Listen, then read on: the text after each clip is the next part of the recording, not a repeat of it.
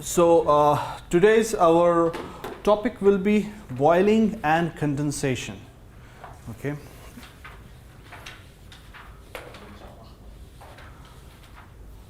So what we will be discussing here in this chapter will be the dimensionless parameters in boiling and condensation, the boiling modes of boiling is the main thing which you actually saw in that video. Then we have the pool boiling and pool boiling correlations, and then you have the condensation physical mechanisms, laminar film condensation on a vertical plate. Okay, these are the topics which we are not covering. Okay, but anyways, you can read yourself and make an understanding about that. What's dropwise? Dropwise means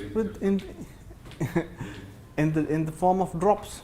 This thing happens. For example, if you see sometimes fog comes on your glasses, and you see drops appearing on the glasses. That's a dropwise condensation. When it forms in the form of drops. Okay. Dimensionless parameters in boiling and condensation. Now, basically, Buckingham pi theorem is used to develop the dimensionless parameters. Now, Buckingham pi theorem, I don't think you have covered it so far, but this is something you will cover in fluid mechanics in the last part. Buckingham pi theorem. Okay. So this is actually a theorem based on which you determine. The idea is that first of all we determine what are the parameters based on which something depends. So for example, we are talking about heat transfer. So heat transfer will depend upon what are the parameters. Okay, specific heat, okay, pressure, okay, temperature. So we first of all we determine all those. Then after that we determine some basic units, and so like for example length, okay, mass, kg, okay, time. So we'll determine what are the basic ones, and then there is a procedure that we'll go through and we will come up with the dimensionless parameters. Reynolds number, Prandtl number, all these numbers are dimensionless. They come because of this Buckingham pi theorem analysis. As a result of this analysis they come. Okay. So anyways, after going through that, the boiling and condensation phenomena, we come across 4 dimensionless parameters in front of us. Okay. Out of the 4 dimensionless parameter, this one is known to you. This is Prandtl number. Okay. And then we have another dimensionless parameter, Cp delta T upon HFG. HFG is the enthalpy of Fg, saturation. So the enthalpy of HF minus yes, Hg minus HF. Okay, Hg minus HF. So that's the enthalpy of evaporation or enthalpy of condensation for phase change. Okay. So this parameter is known as Jacob number. Jacob number. Okay. And then we have another parameter, G rho L minus rho V multiplied by L square divided by what is this? sigma. Sigma. Sigma is what? Boltzmann constant. Yeah, Boltzmann constant is also represented as sigma. 5.87. But there is another sigma which you have studied in fluid mechanics. Surface tension. That's the surface tension we have here. And this parameter is known as bond number. Bond, B-O-N-D. Bond and Jacob. Bond and Jacob. And Bond, Jacob, Prandtl, these are the names of the guys who determined I this. do a new. Yeah, you can do the new one. Abu Labda number.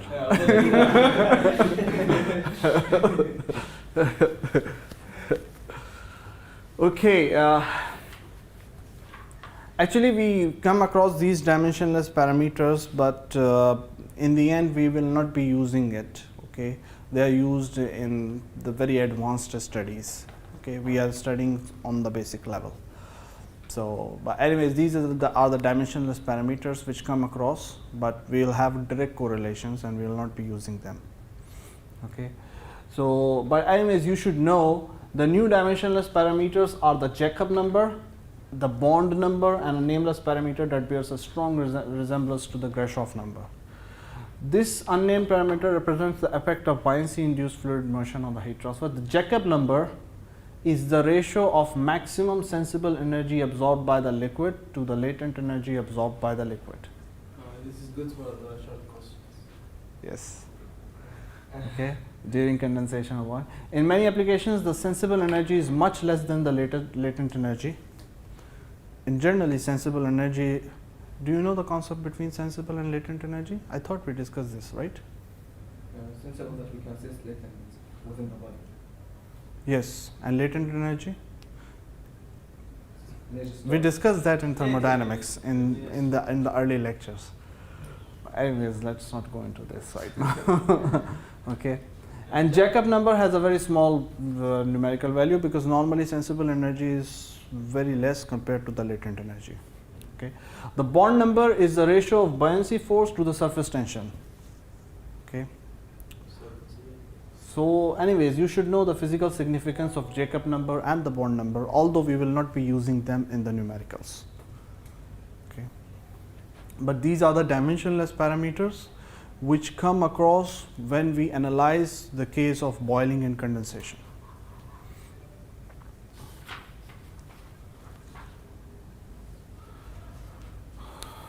Okay, now for the boiling modes, the boiling study was initially conducted by the person, I think it's a Japanese name, Nukiyama. Nukiyama was the first person who actually did this analysis of the boiling. We go through boiling every day in our life, but we never analyze that what's happening from first which stage to what stage, and stage by stage what is happening inside we don't care about it. But actually he really cared about that, and he made a study about it, and he developed the boiling curve actually. Okay. Initially he used nickel. So what he did is that he put a container, and instead of boiling it from the bottom, he passed through a wire. The wire was made of nichrome. The wire was made of nichrome, and he passed the current through it. So the heat was generated. So electrically induced heating. So obviously boiling will occur across the wire. Okay, but the good thing is that in that case he know that how much heat is being provided, and he know the dimensions of the wire, so he know how much is the heat flux all the time. So his analysis was the parameter which he know, and based on that, and then the temperature of the wire. So because of the temperature, because the heating was produced at the wire, so he always know that what is the excess temperature. Excess temperature is one of the most important parameter in the analysis of boiling and condensation, and this means what is the temperature of the surface compared to the saturation temperature of the water or whatever the fluid across. So if water boils at 100 degree and the temperature of the wire is 112 degree, so the excess temperature is 12 degree. So 12 degree higher was there. So all the time he was noting the excess number, excess temperature, and how much is the heat flux provided.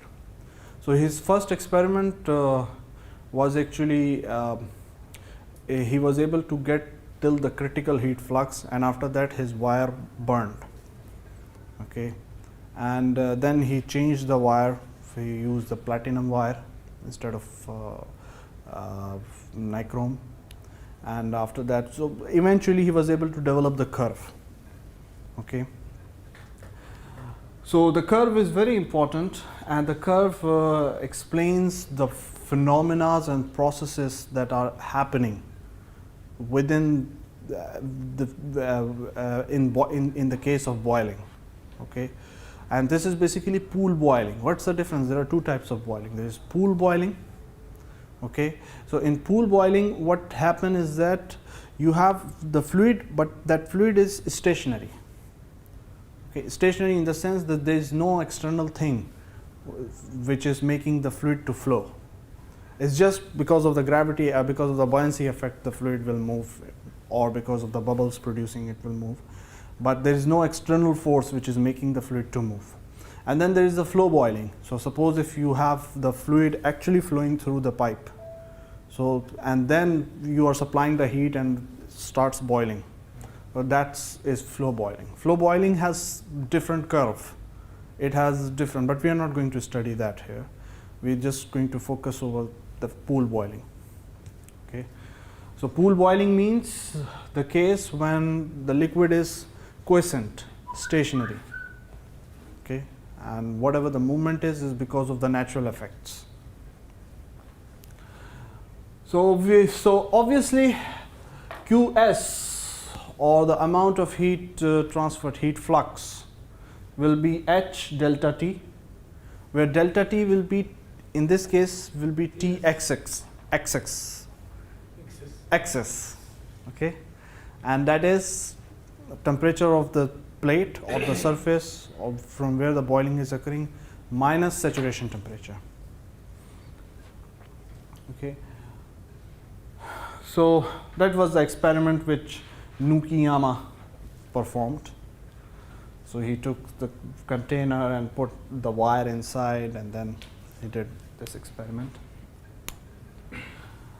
So basically come across this curve. Now this curve is one of the most important curve. I'll just explain this curve a little, and then we will go back and see the video again. Okay, the one video which we saw last time. Okay, so this on x-axis, look at it. On x-axis, what we have excess temperature, and on y-axis we have the heat flux Through the wire. through the wire, heat flux. The only thing that كله يأثر في الهيت فلكس. It will affect the Heat flux only the temperature. Yes, yes. So the excess temperature is the only thing which is going to affect the heat flux. You change the excess temperature, the heat flux will change. This curve is basically developed only for water. This curve is the fluid is water, and the water is at 1 atmosphere pressure. Well, that means we did it like boiling, like the boiling we do in our homes. Oh, yeah, eggs exactly. So this curve is specifically for that. If you change the conditions, the curve might change, but we are not going to study that. Okay, we are only studying for 1 atmosphere, and this is for the case of water. Okay, what he realized is that when the excess temperature is 0, obviously then there is no heat transfer, also then there is no boiling. But when the excess temperature is 1, 2, 3, there is also no boiling occur. Okay, it's only free convection which is going through.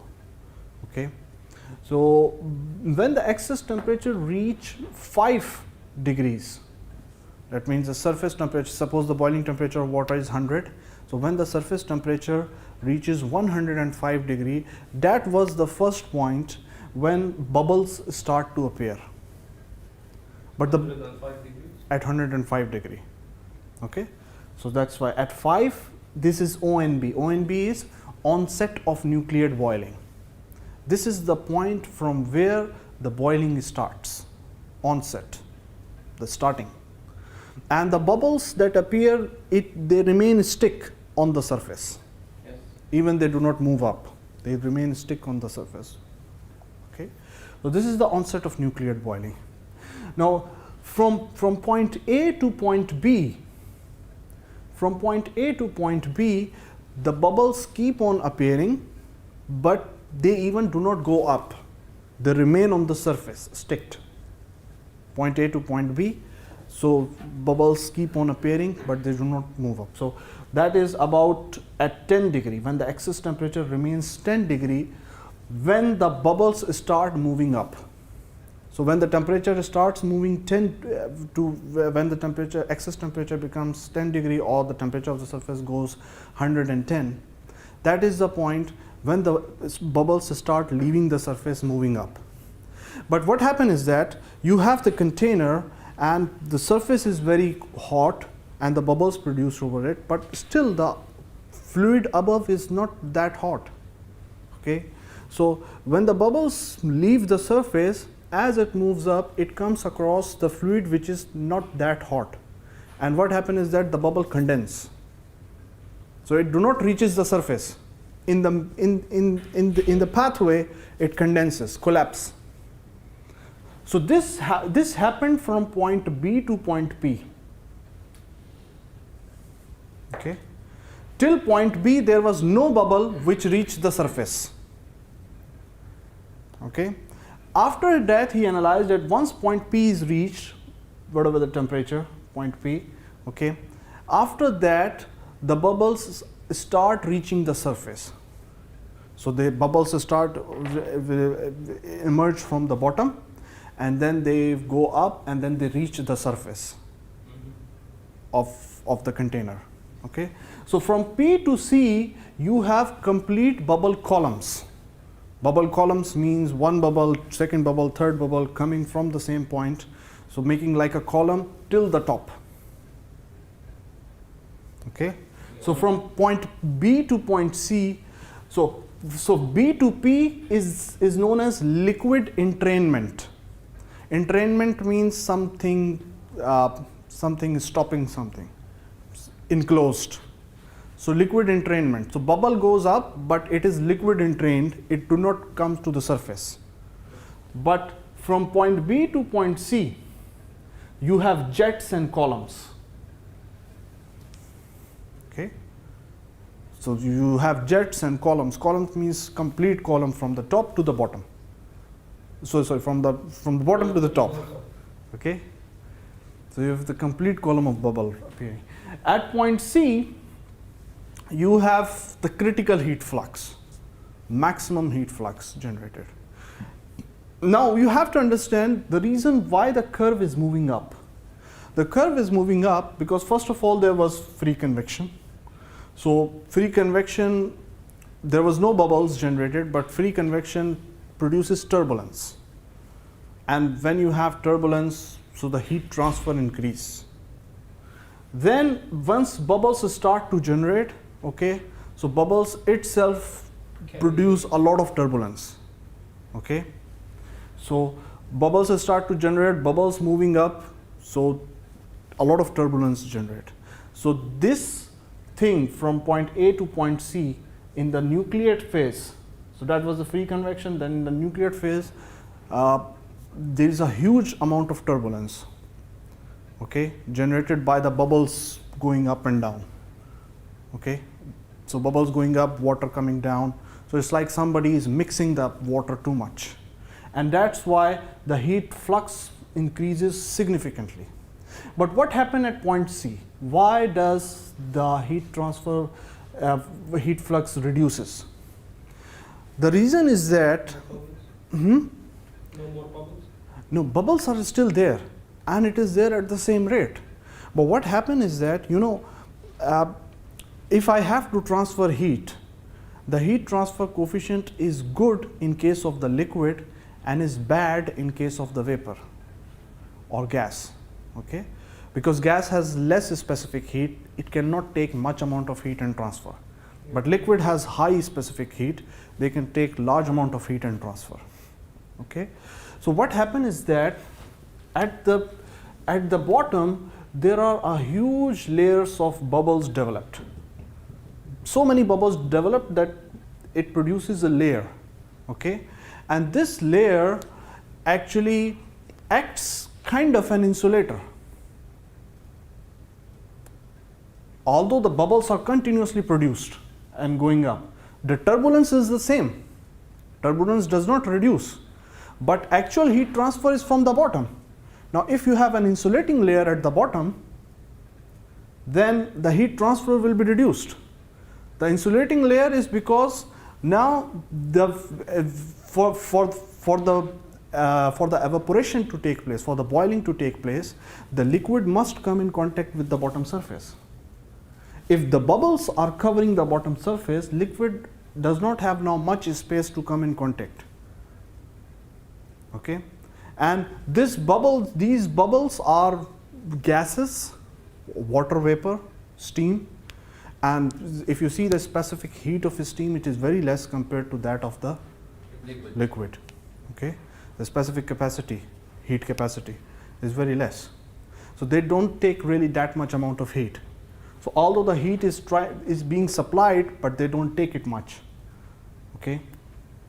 As a result, they act as a kind of insulator, and then the insulator thickness keep on increasing, because the bubble areas keep on increasing at the bottom. Although the bubbles are also going up at the same time, yet the amount of bubbles at the bottom are increasing. So this insulator thickness keep on increasing. As a result, the heat flux keep on decreasing. You get it? Yes.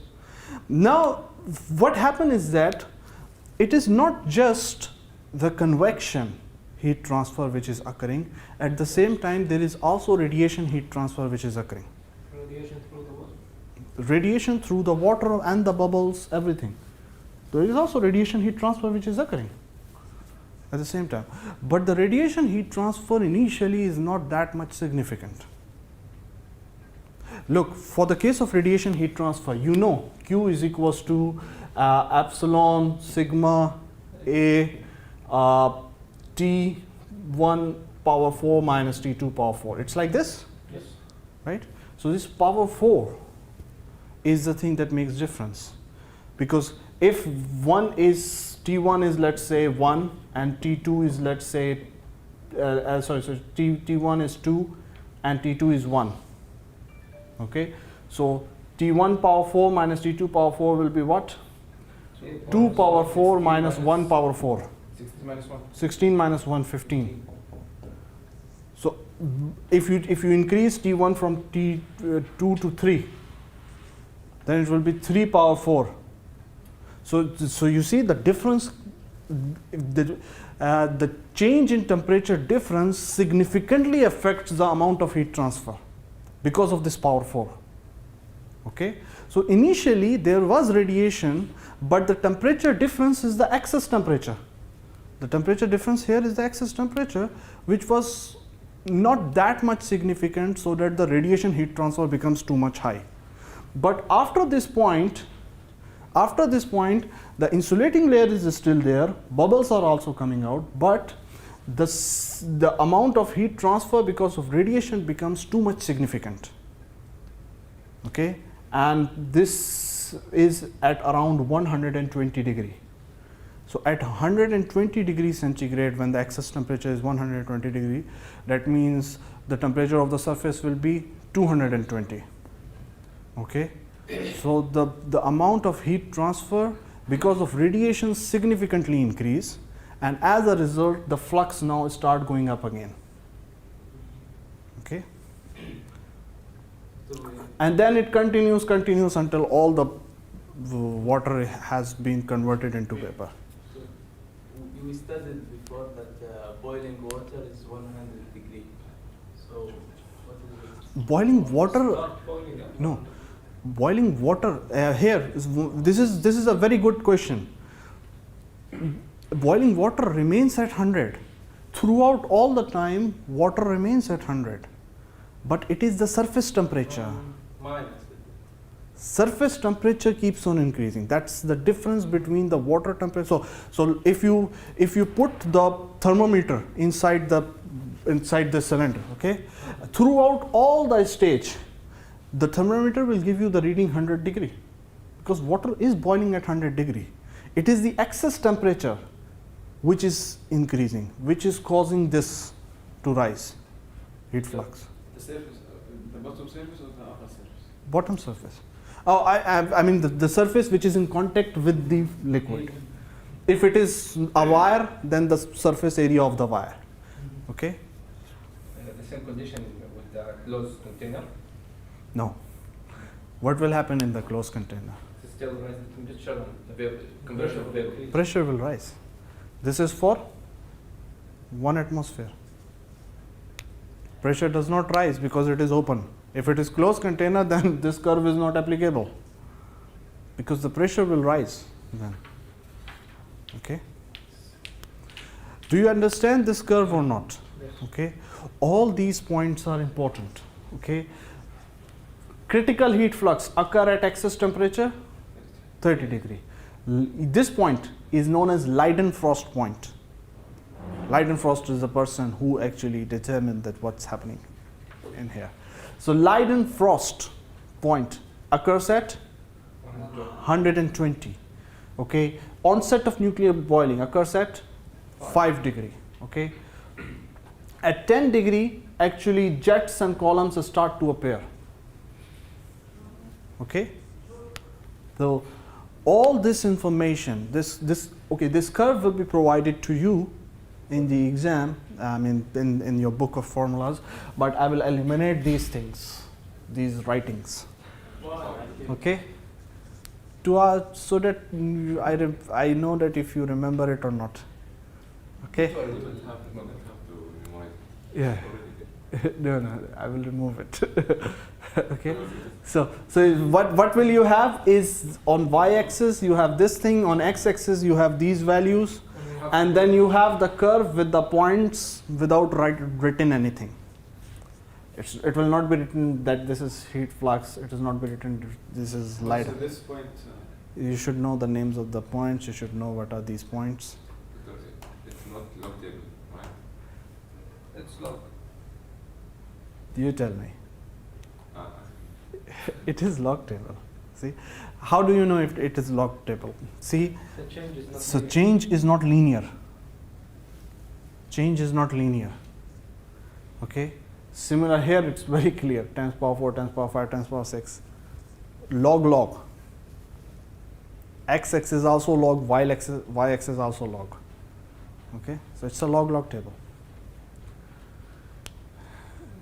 Now this portion is known as from point C to point E.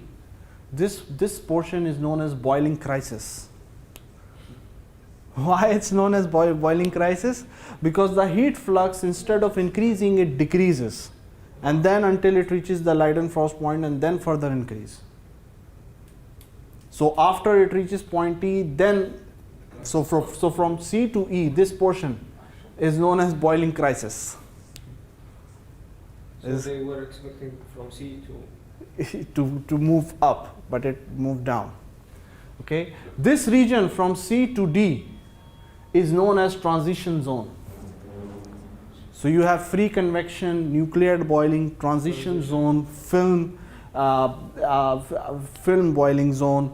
Okay, then within nucleate you have onset of nuclear boiling. Then you have the isolated bubbles from A to B, then from B to P, you have liquid entrainment from P to C, you have jets and columns totally that reaches till the surface. This is the transition zone. In transition zone, the vapors acts as an insulator. As a result of that, this curve goes down. Then after that, in the film boiling, now the radiation content of the heat transfer significantly increase, that it will increase the overall heat transfer. Okay, so now it's keep on increasing until all the water has been vaporized. O and B stand for what? Onset of nuclear boiling. Onset, O-N-S-E-T, of nuclear boiling, because this is the point from where nuclear boiling begins. Okay, this first zone is the free convection, although you have excess temperature here, but there is no boiling that occurs actually. So we call it free convection boiling. We also give it the name boiling, but we call it free convection boiling. Okay. So the y-axis is not log table. Log. It's log. Why? 10 to the power 4 is what? 10,000? 10 to the power 5 is what? 100,000? 10 to the power 6 is what? 1 million? Is clear? It looks linear when you write the values in tens power, but it is not linear, it's log.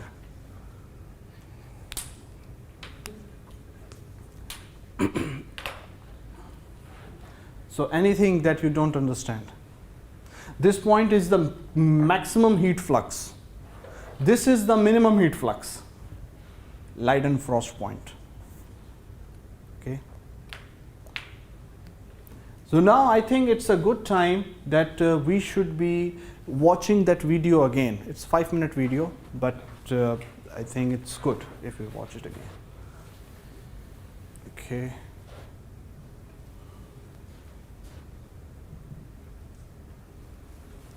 Draw the pool boiling curve. We know that pool boiling is a mode of boiling where the fluid is stationary in the beginning with respect to the heating surface. To understand this boiling, let's consider an example of vessel containing some water placed on a burner. As the heat gets transferred from the bottom surface of the vessel to the stationary water,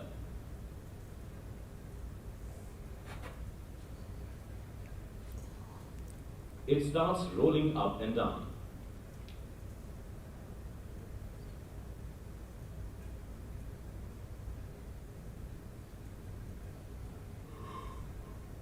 Then bubble formation takes place. And after some time, the water gets boiled. This process is a pool boiling process. Pool boiling takes place in different stages. They are free convection boiling, nucleate boiling, transition boiling, and film boiling. These different stages can be easily plotted on a heat flux temperature plot.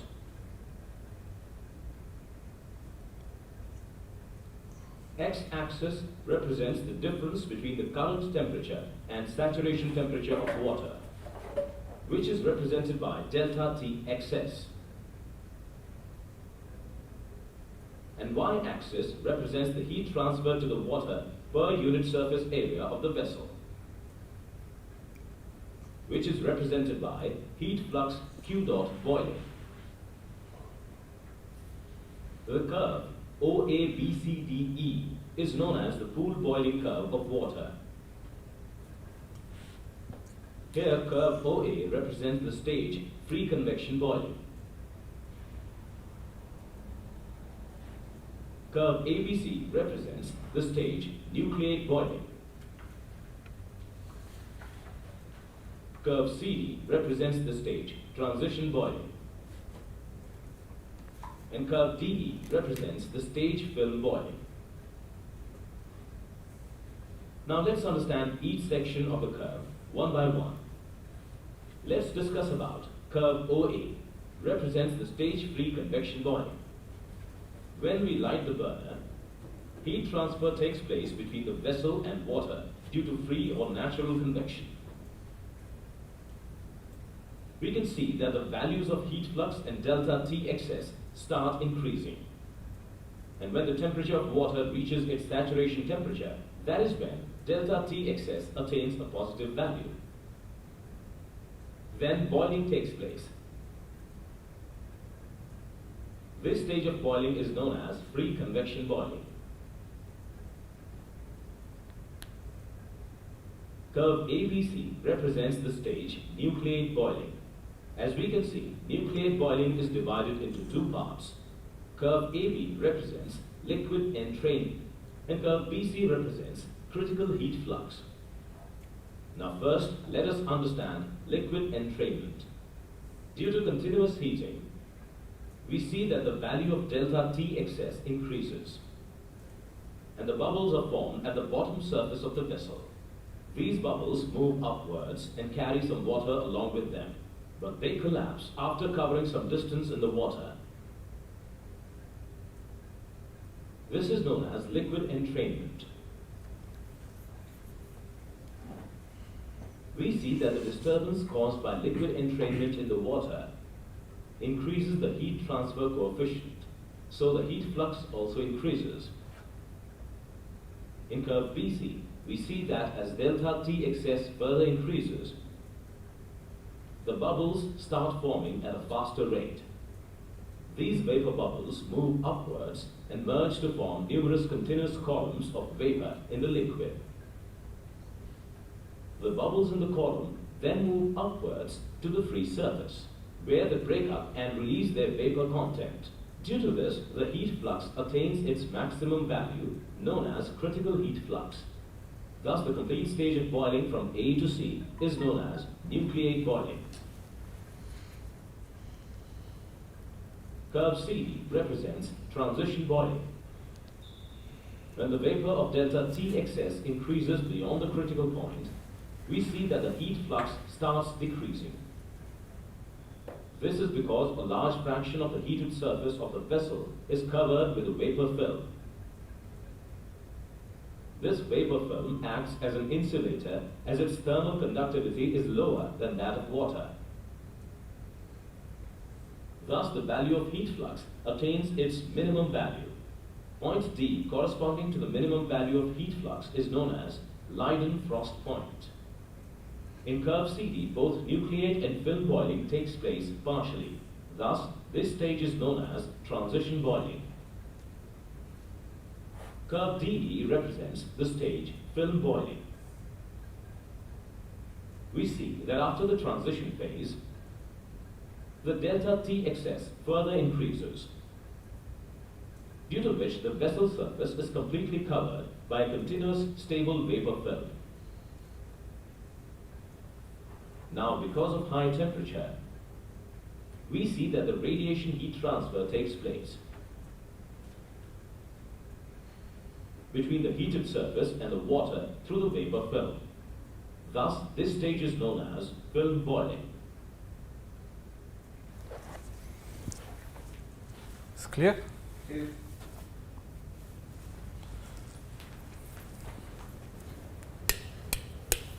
So the reason why we call it film boiling is that in the last stage, the vapor film at the bottom is fully complete and is stable. Now the film is not reducing, okay? So that's why it's known as film boiling, and we have the radiation heat transfer from the film. So anyways, this was important, this graph, curve, these points, their explanation. Why is this happening? This why is very important as well, okay? So you should know this complete process. But anyways, this is explained in such a way that if you have gone through this video, hopefully you will have no trouble in understanding any of the thing. there is a difference between the two curves in the video and this one. Okay, what is the difference? Point C and point E are not aligned in that. Okay, so this is accurate. That video, I don't know who generated it, but if there is a little difference, consider this is the accurate one. You will see in the exam this thing. This is from your textbook. Okay. Okay, so now we studied the phenomena. Now let's discuss about the correlations. We need to find out the heat flux. We need to find out the amount of heat transfer. Okay, so we have the nucleate pool boiling. For nucleate pool boiling, the correlation for heat flux was developed by Rosenov, and it is this. This description itself is very important here because it tells you that under what conditions you have to use or what are. So this equation was developed by Rosenov and is the first and the most widely used correlation for nucleate boiling. All properties are for the liquid except rho V, and all should be evaluated at T saturated. Okay, so all properties should be evaluated at T saturation. The coefficient CSF and the exponent n, see the exponent n, depends on the solid fluid combination. What fluid you have, what solid you have. Okay, so let's say you have the copper pan or you have the aluminium pan, what water you have water inside or whatever. Okay, and represents experimentally determined values are presented in table 10.1. So this is the table. If you have water with copper, whether the copper is scored or polished. If you have water with stainless steel, whether the stainless steel is chemically etched, mechanically polished, ground or polished. So these are the values of C and N. Water with brass, water with nickel, water with platinum, N-pentane with copper, polished or lapped, benzene with chromium, ethyl alcohol with chromium. Okay. Yes. So these other things, so it's very clear. All properties have to be taken at T saturation. All properties are for the liquid except rho V. Rho V is for the vapor. Okay. The density of the vapor. Density of the vapor. Okay. So you have mu L, HFG, all things you know, right? G, rho L, rho V. What is this? Surface tension. Power half multiplied by CPL, specific heat of the liquid. Delta T E is excess temperature. CSF, you take it from the table. HFG, Prandtl number for the liquid, obviously at the T saturation. HFG is From where I get it? in the table, from the table. In the table you don't have HFG. Thermodynamics. No, in this table you don't have HFG. It should be. I didn't see it. Anyways, we'll see. It should be there. I have not seen myself if it is there or not, but it should be. Okay, because since they are using it, so it should be there. Anyways, do you understand this equation? It's just the application. Obviously, this equation and all these conditions will be present to you in the book of formulas. So you don't have to remember them. Just you read it and you know what you have. Okay.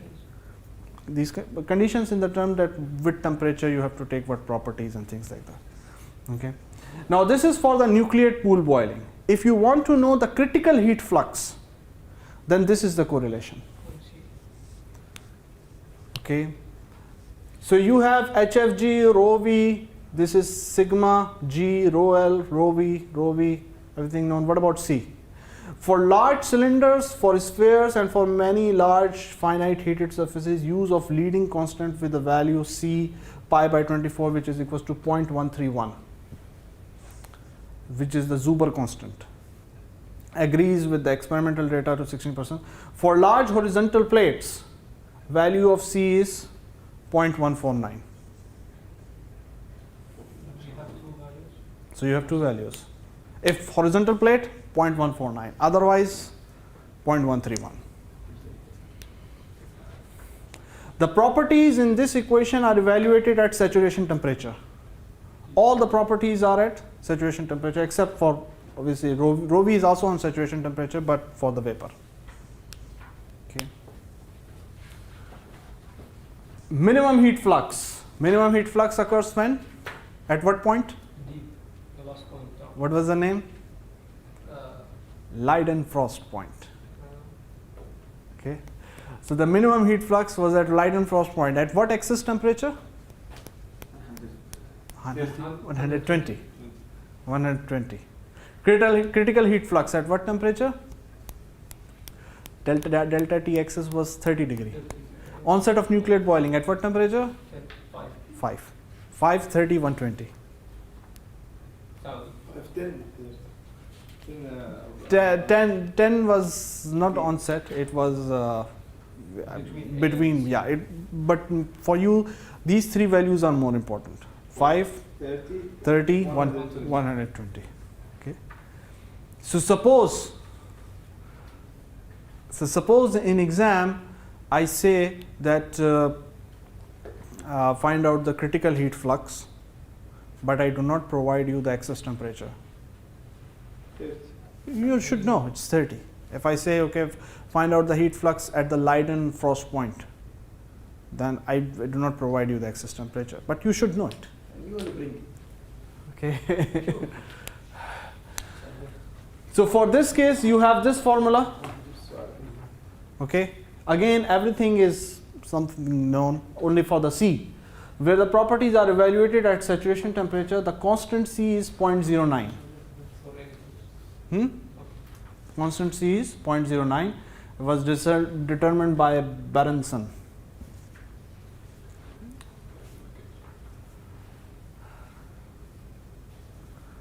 Professor, what's Sorry? C is different? The correlation term, This is a different correlation. This is for minimum heat flux. the same. You see, this term is also different. This is a different correlation. That was for critical heat flux. This is for minimum heat flux. Is clear? This is for Leidenfrost point. That was for critical heat flux.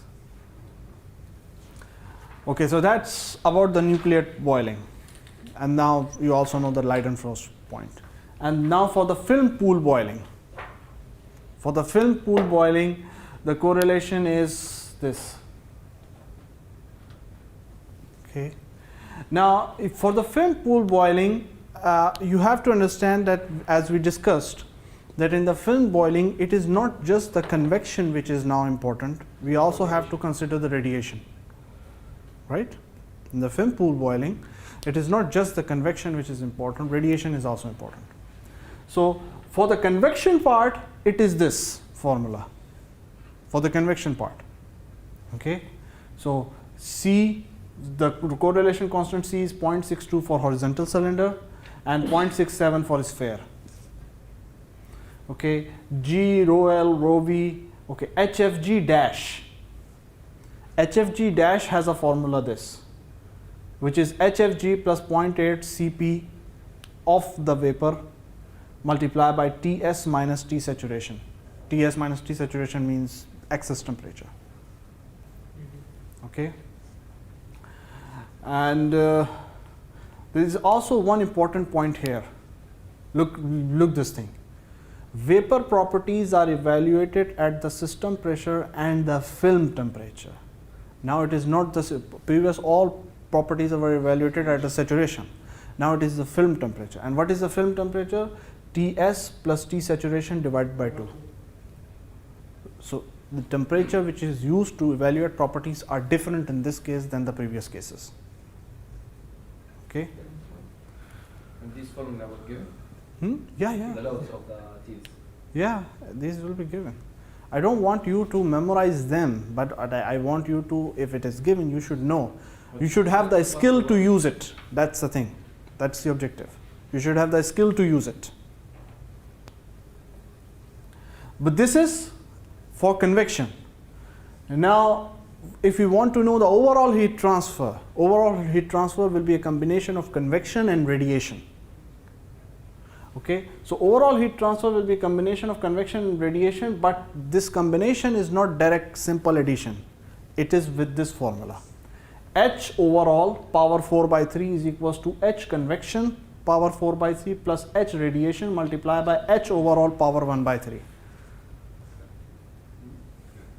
So this equation, if you see here, this is not an explicit form of equation. This is an implicit form.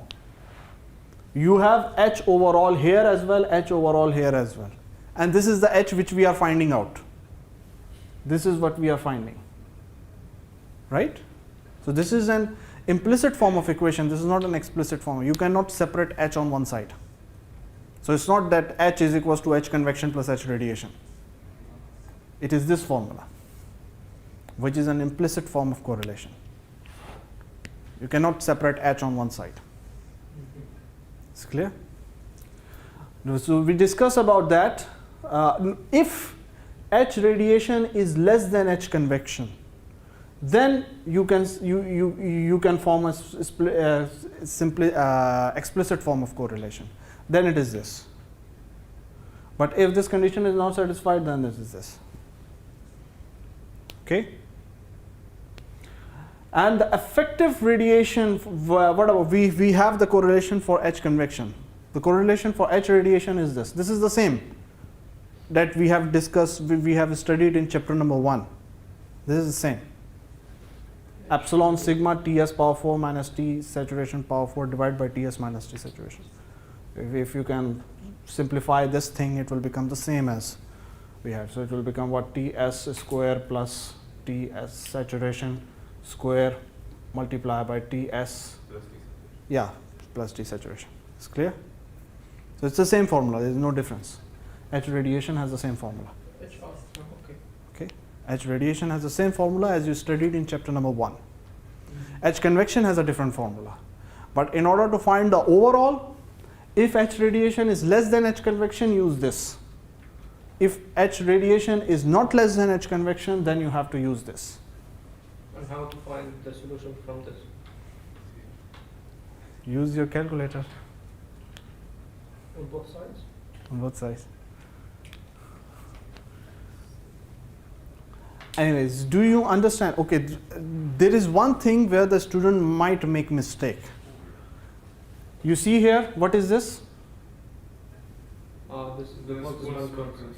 This is Stephen Boltzmann constant, but it has the same symbol as the surface tension. But when you are using this in the formula of H radiation, then it is not surface tension, it is Stephen Boltzmann constant. When you are using there, it is surface tension, because this has the same symbol. I have to find the surface tension, or it will be given as a number? It will be there in the tables at the back. Appendix. Hmm? Appendix. Appendix, yes. Number for each case. Yes. Case. Do you understand that? Don't make this mistake, that you don't mix surface tension with the Stephen Boltzmann constant.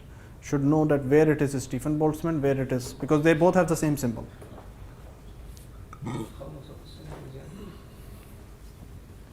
What's the time right now? All symbols finished, so they use the same symbol. Yeah. 10:40. Okay, good. We have time. How many slides this chapter? Now this is just two examples and simple examples, and after that this chapter is finished. The life starts to be easy. Okay. Anybody has any questions so far? Anything that you don't understand so far? Good? Okay, so let's have this problem.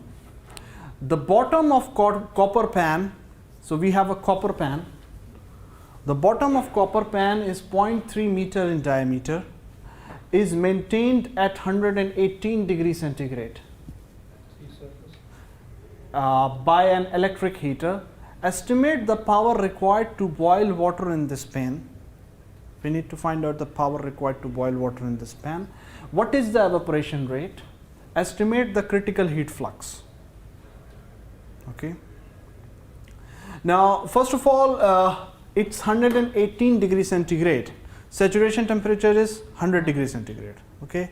So, what is the t-axis we are talking about? 18.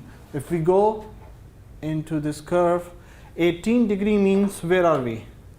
We are somewhere between 10 and 30. But anyways, we are in nucleate boiling zone, right? So we have the correlation for nucleate. To find the Q. For find the Q. Okay. So what is the correlation for nucleate boiling? That was the correlation, right? Yes. Yes. That was the correlation. And we have what? Copper pan. Yes. Copper water. So we have to see the copper water. Okay. So Next table. So here for only for CSF and N, you have to see the copper water. Okay. Copper water, it is written two values, scored and polished. Let us see what is written in the question. It's not written whether it is scored or whether it is, But usually pan is polished. no, usually pan is polished, okay. Suppose, okay, now it is, this question comes in exam and you don't know, it's not written whether it is scored or polished. So you write assuming copper scored and then use that. Even if you do that, I won't deduct mark because I can assume both. you can assume both, but write assuming this, that's why you take this, okay.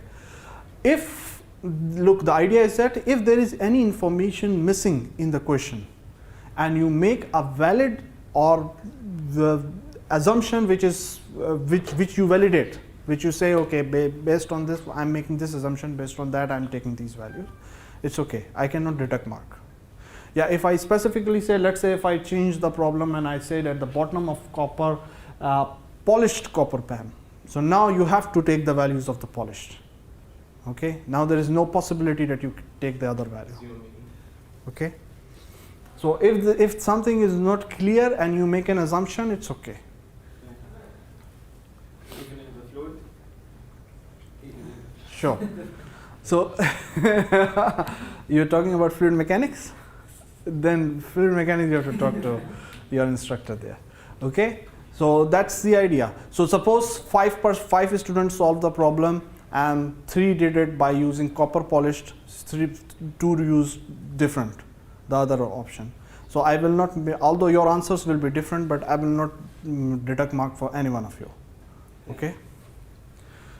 So bottom of copper pan. Okay, so first of all properties were evaluated at T saturation.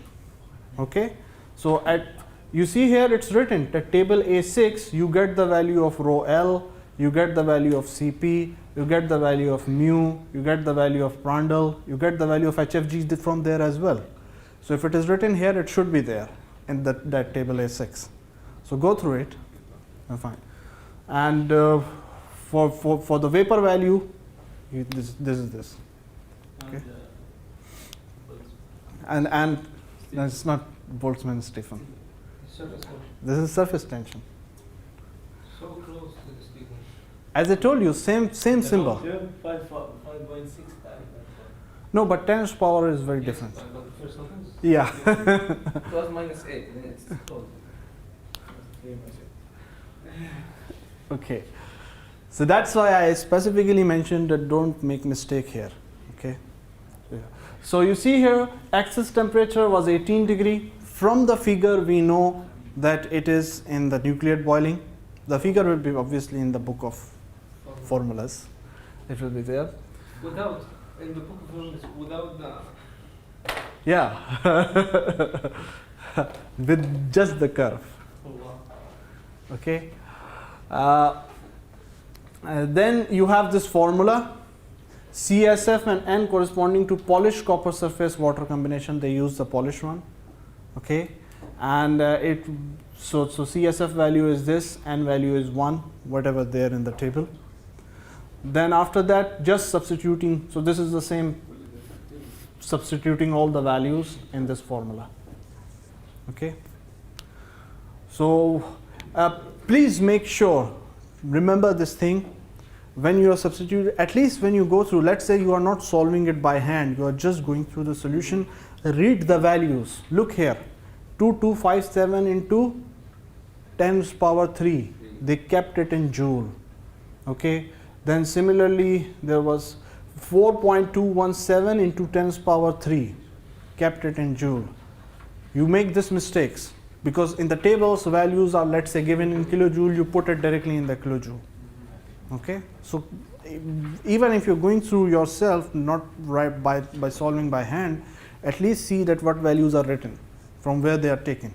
So you can make in your mind that, okay, what is the unit regularity within the solution. Okay, so the answer comes out to be 836 kilowatt per meter square. Okay, so this is QS. Once you know this is QS heat flux, we want to know that what is the amount of heat transfer. So amount of heat transfer will be heat flux multiplied by the surface area of the pan, pi by 4d square. Okay, so you will get the amount of heat transfer will be 59.1 kilowatt. Okay. Now you need to know that what is the evaporation rate. Whatever is the heat transfer, it is used to convert liquid to vapor. Whatever the heat transfer, it is used to convert liquid to vapor. Okay, so this heat transfer, you know, how much is the liquid being converted into vapor? It is m dot HFG. HFG is the enthalpy energy required to convert from liquid to vapor. It is in kilojoule per kg, multiply by kg per second. So you know that how much energy is used to convert liquid to vapor. So that's the formula. Qs is equals to m dot HFG. HFG is something that you know. Qs you already determined. So m dot B is the amount of water boiling. How much is the water converting from liquid to vapor? So it comes out to be 0.0262 kg per second or 94 kilogram per hour. So about 94 kilogram of water is converted into vapor per hour. That is the evaporation rate. That is the boiling rate. Clear? Now for the critical heat flux, you have to use the formula for the critical heat flux. Again, substitute the values, nothing new in it. Okay, we use 0.149, it was written C. So we have to use for the flat plate. Okay, so we had the critical heat flux. You have C here, and C was for horizontal cylinder and other things it was 0.31, and for a horizontal plate it is 0.149. Since we had a horizontal plate copper, so it's 0.149.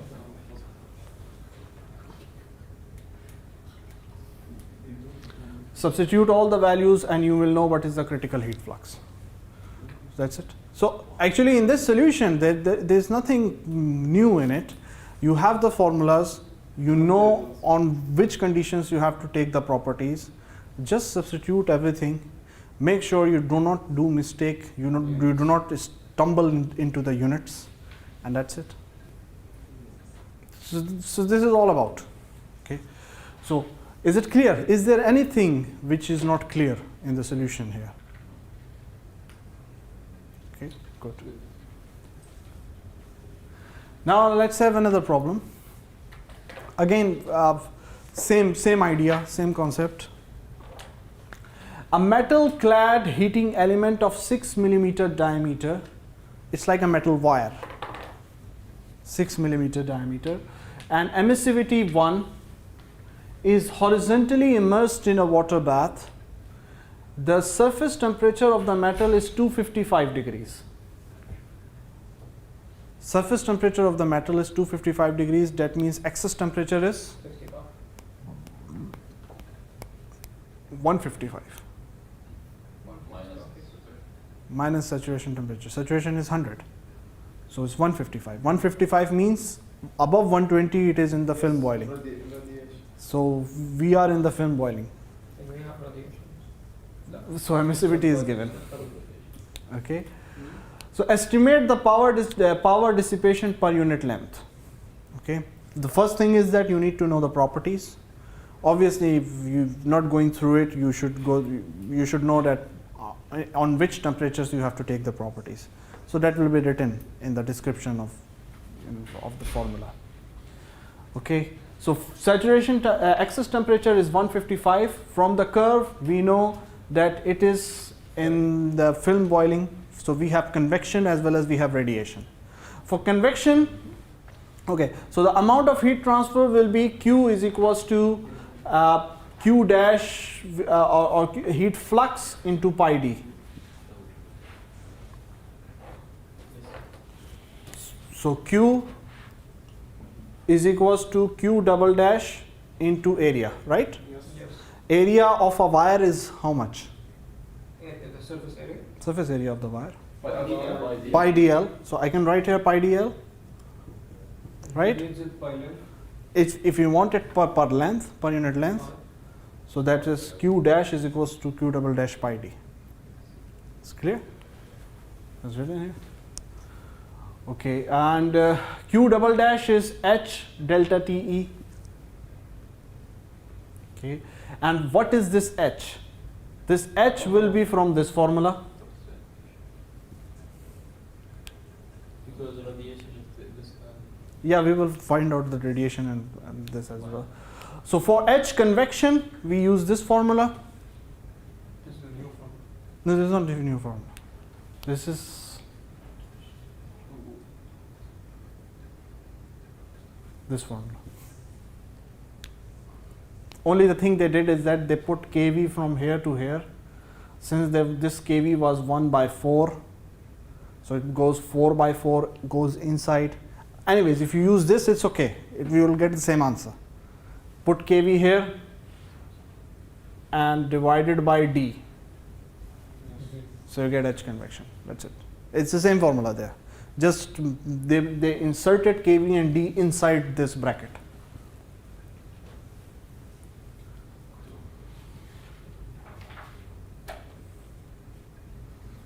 So it is this, and they have HFG dash. They directly put the formula of HFG dash in it. So everything put inside, that's it. So you have H convection. So H convection, if you substitute all the values here, so you will get the answer 238 watt per meter square Kelvin. And then for H radiation, remember this is Stephen-Boltzmann constant here. Okay, 5.67 times power minus 8. And substitute. And also remember, now when you are finding H radiation, all temperatures should be in Kelvin because it is power 4. Okay.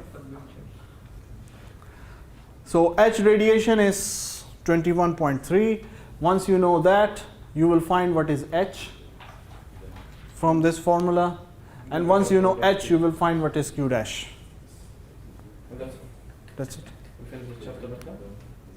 Chapter is actually almost finished. There is right now we have finished boiling.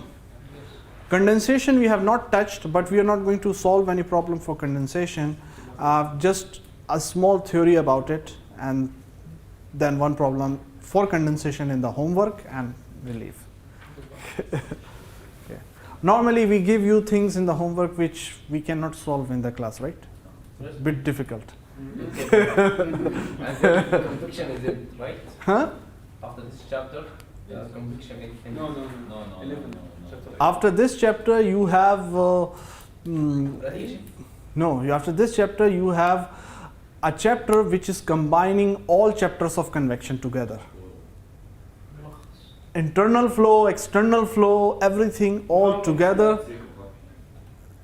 and that is the heat exchanger, where you have internal flows as well as external flows, and so that's it. It is a chapter which is combining not just convection, Convection, convection, and radiation. because you can have a pipe where you have flow over the pipe, you can have flow inside the pipe, and within the pipe you can put some fins.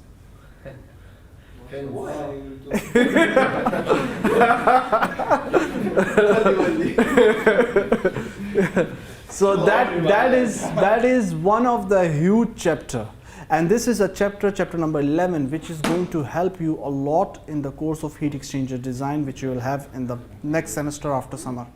So it's important chapter. It's an important chapter. It's going to help you a lot in heat exchanger design. Heat exchanger with the renewable energy.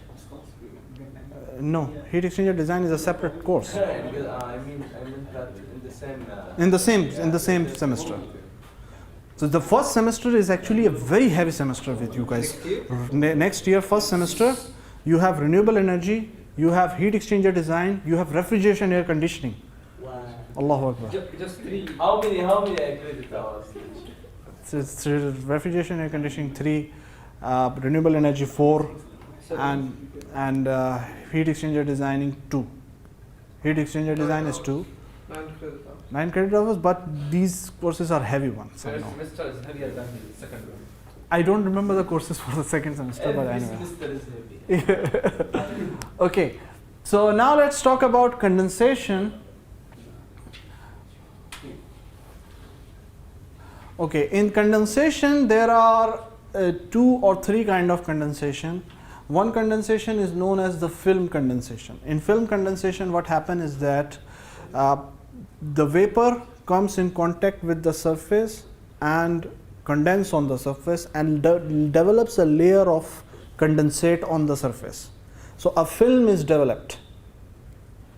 A film is developed of the condensate on the surface, and that's why it is known as film condensation. The second type of condensation is a drop-wise condensation. In drop-wise condensation, what happens is that the surface you make such that the surface do not allow the water to stick with it. Okay, so water forms in the form of droplets on the surface and goes out as droplets. Okay, so if the water sticks with the surface, then it will stick with other droplets and make a film. But it do not sticks with the surface. It becomes droplet and leaves as droplets. Okay. So that is basically the droplet condensation. In the dropwise condensation, the amount of heat flux is maximum.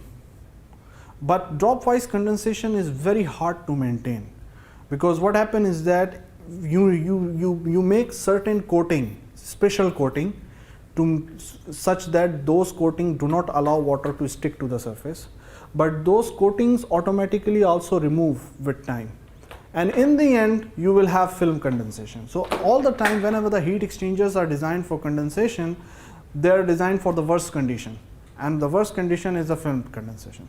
Why it is worst condition? Because you see, vapor comes contact with the surface, it will condense. Okay, so you need it to come in contact with the surface to condense. Now if a film of water is developed at the surface, it will not allow the vapor to come in contact with the surface. It behaves as a resistance. So your heat transfer by condensation reduces by film condensation. But this is the phenomena which is actually normally happening, and this is the phenomena which is most of the time used in the heat exchangers, because even if you put certain coating that it will cause dropwise condensation, the coating gets removed after some time. Okay, and eventually you have the film condensation. So all heat exchangers which are designed for the condensation process, they are designed using film condensation. Okay, so film condensation, we have dropwise condensation, then we have condensation like this, homogeneous condensation. In homogeneous condensation, what happens is that you have the vapor and it converts into droplet as fog. Fog. You see, mist. Sometimes mist from the cloud comes down. So they are the droplets which are there in the air. Okay, so they do not come in contact with any surface. When the mist or the fog comes from the sky and it's too hard to see, so they come in contact with any surface? No. Temperature drops and the vapor converts into liquid droplet, they make fog and comes in front of you, but they do not come in contact with any surface in this condensation process. But anyways, this is not even discussed in the book. The analysis for it is not done in the book. Then you have another type of condensation, which is the direct contact condensation, and this is also not discussed in the book. So in the book they focused upon the ones which is the surface condensations, either the film or dropwise. Dropwise, we have left it for you to read it yourself. Okay. So we will discuss about the film condensation. We are not going to solve any problem related to it, but I have put one problem in the homework regarding film condensation. Okay.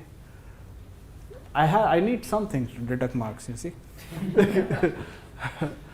Okay. So these are the correlations for film condensation. For film condensation, you have the Nusselt number. Actually, if you see here, this is a very similar kind of correlation you have for the case of the boiling, because they are two opposite phenomena. Boiling and condensation. Okay. So it's written that all properties are evaluated at TF, and only HFG is evaluated at T saturation. And what is HFG dash? It is this. So you see here, Jacob number is used here. Yes. Jacob number is used here. And then you have, once you determine HL, then you can find what is Q, and once you find what is Q, you can find what is mass flow rate of condensation. Anyways, go through it yourself, solve the problem yourself, chapter is done. Too much 8 problems for this chapter. It's only 24 slides. This is